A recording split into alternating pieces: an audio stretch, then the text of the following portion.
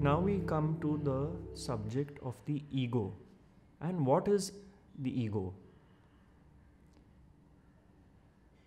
So Ramesh, in very simple terms, says the ego is nothing but the identification with a name and form as a separate entity.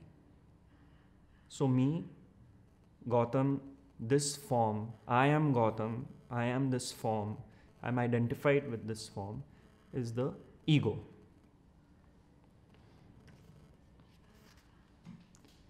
The source, the impersonal consciousness, identifies itself with each separate entity and operates through that entity as the ego.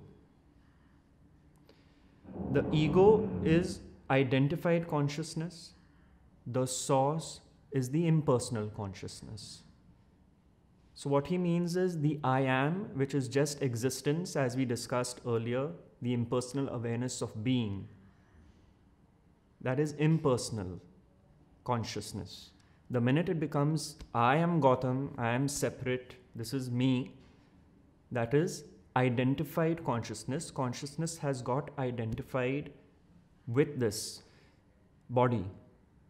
As a functioning of consciousness itself, it's not something we have done.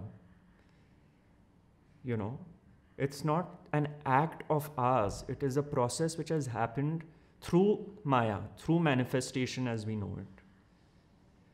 This is important because a great deal of confusion, as Ramesh would say, a lot of people say, kill the ego, kill the ego. Now, whom are they telling to kill the ego? They're telling the ego to kill the ego. Will the ego kill itself? If the ego is being told kill the ego, is the ego going to agree to kill itself? It's not going to. What is meant by kill the ego is actually kill the sense of personal doership in the ego.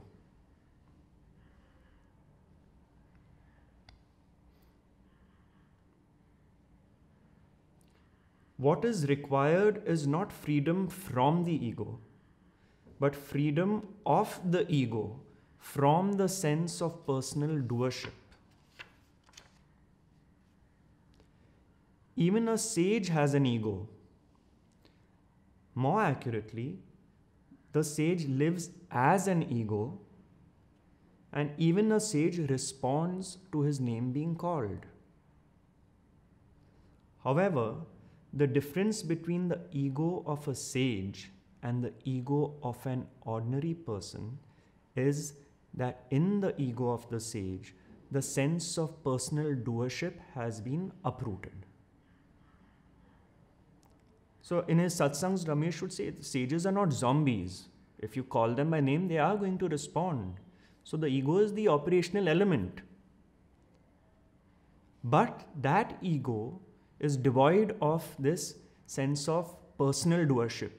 The me and my story, and I do this, I did that, I am the center of the universe, basically. As Ramana Maharshi put it, the ego of the sage is like the remnants of a burnt rope. It cannot be used to tie anything, but it still has the form of the rope as ash. Then Ramesh would give the example of removing the appendix from the body. The body still functions as it is. The sage still functions as he has been functioning.